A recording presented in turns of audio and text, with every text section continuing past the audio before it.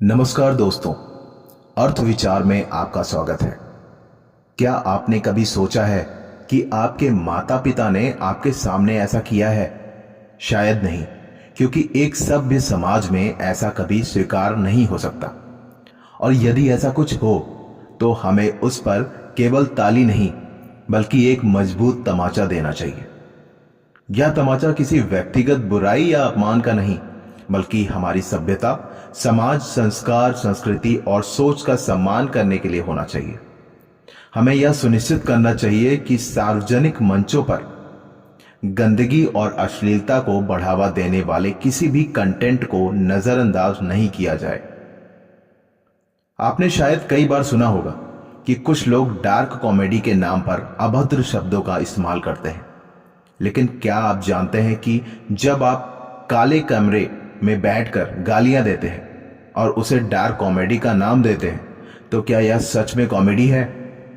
Dark comedy का मतलब केवल चुटकुलों और हास्य से होता है।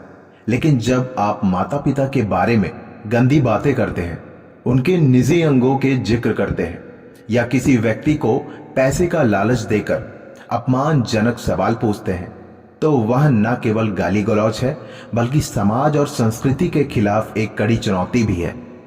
यह मानसिकता सीधे तौर पर खराब परवरिश का नतीजा है, क्योंकि जिस व्यक्ति को अच्छे संस्कार मिले होते हैं वह कभी अपने माता पिता या किसी और के बारे में इस तरह की घटिया बातें नहीं कर सकता।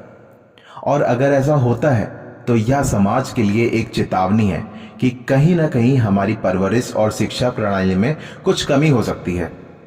ऐसे लोग जो खुद को सोशल मीडिया पर कंटेंट क्रिएटर के रूप में पेश करते हैं, उनका यह बेहुदा व्यवहार समाज की नैतिकता को चुनौती देता है। समाज में जब गाली गलौज और अश्लीलता को बढ़ावा मिलता है तो पूरे समाज को उसका विरोध करना चाहिए। हर किसी को यह समझने की आवश्यकता है कि यह एक सामान्य या स्वीकार्य बात नहीं हो सकती। एक उदाहरण के तौर पर हम रणवीर इलाहाबादिया को लें। यह व्यक्ति अपने सोशल मीडिया पर अपनी इमेज एक शालीन व्यक्ति के रूप में प्रस्तुत करता था, लेकिन समय रैना के शो में उसकी अश्लील तस्वीर सामने आई। उसने एक कंटेस्टेंट से यह सवाल पूछा कि क्या वह अपने माता पिता को गाली देते हुए देखता है या कुछ और। यह सवाल खुद में ही बेशर्मी और बदतमीजी की पराकाष्ठा थी। रणवीर की मानसिकता इतनी घिनौनी थी कि उसने एक और अपमानजनक सवाल पूछा कि क्या उस व्यक्ति को उसके गंदे सवालों का हिस्सा बनने में कोई आपत्ति नहीं है। यह व्यक्ति सिर्फ पैसे और प्रसिद्धि के लिए किसी भी हद तक गिरने को तैयार था। उसने पूछा, क्या आपके माता पिता आपस में ये करते हैं? और यहां तक कि यह भी बोला कि मैं उसमें शामिल होना चाहूंगा। ऐसा ही एक और उदाहरण अपूर्वा मखीजा का है, जो खुद को एक इन्फ्लुएंसर मानती हैं। उसने भी डार्क कॉमेडी के नाम पर एक कंटेस्टेंट से कहा कि उसे एक ऐसा आदमी चाहिए जिसकी ऊंचाई 6 फीट हो और उसका पैंट भी 6 इंच का होना चाहिए। अब आप समझ सकते हैं। उसने अपनी मां के निजी अंगों का जिक्र करते हुए यह कहा कि क्या वह ऐसी बातें करता है। यह केवल व्यक्तिगत अपमान नहीं था, बल्कि यह पूरे समाज को गाली देने जैसा है। यहां सवाल यह उठता है कि क्या हमारे समाज में महिलाओं के बारे में इस तरह की गंदी बातें करना सामान्य हो गया है? क्या यह सही है कि लोग इसे नॉर्मलाइज करें और इसे डार्क कॉमेडी के नाम पर स्वीकार कर लें? हमें यह समझने की जरूरत है कि जब ऐसी बातें फैलती हैं तो यह हमारे समाज के मूल्य, हमारे परिवार के संस्कार और हमारी सभ्यता को चोट पहुंचाती है। अब बात करते हैं समय रैना की, जिसने इस शो को होस्ट किया। शुरुआत में जब उसने अपने बारे में मजाक किया तो लोग हंसते थे, लेकिन जैसे जैसे समय रैना के शो में घटिया मजाक और अश्लील सवाल आने लगे तो यह समझ में आने लगा कि यह व्यक्ति अपनी प्रसिद्धि के लिए समाज के मूल्यों को तिलांजलि दे रहा है। शो में समय रैना ने कहा था कि अगर कोई पॉर्न शूट करता है तो इसने ऐसा कहा कि इससे इंटरनेट पर धूम मच जाएगी।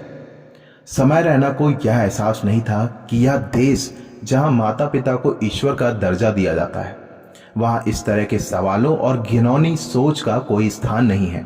भारत में माता पिता का सम्मान हर किसी के लिए प्राथमिकता होनी चाहिए और हमें यह सुनिश्चित करना होगा कि हम ऐसी सोच के खिलाफ आवाज उठाएं।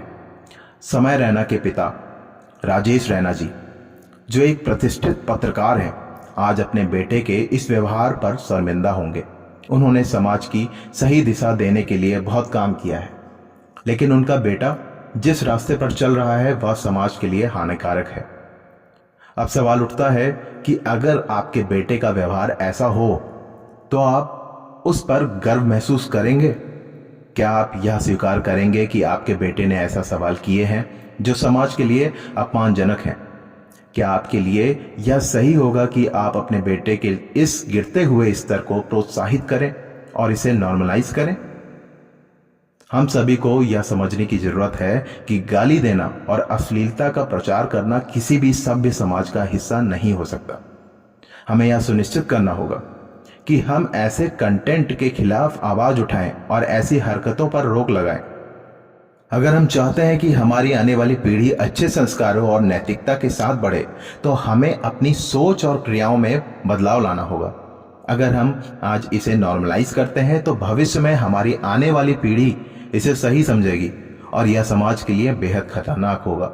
इसलिए हमें एकजुट होकर इस तरह की सोच और व्यवहार के खिलाफ आवाज उठानी चाहिए और इसे समाज से बाहर करना चाहिए। आपका क्या कहना है इस बारे में? क्या आप इस तरह के कंटेंट को स्वीकार करते हैं? क्या आपको लगता है कि हमें इस पर कुछ करना चाहिए? मैं आपसे उम्मीद करता हूं कि आप इस पर विचार करेंगे और अपने आसपास के लोगों को इसके बारे में बताएं। एक सभ्य समाज बनाने के लिए हमें सभी को मिलकर काम करना होगा। तो दोस्तों, अगर आपको यह वीडियो पसंद आया हो तो कृपया इसे लाइक करें और शेयर करें और मेरे चैनल अर्थ विचार को सब्सक्राइब करना ना भूलें। हम मिलकर इस मुद्दे पर चर्चा करें और समाज में सकारात्मक बदलाव लाने की कोशिश करें।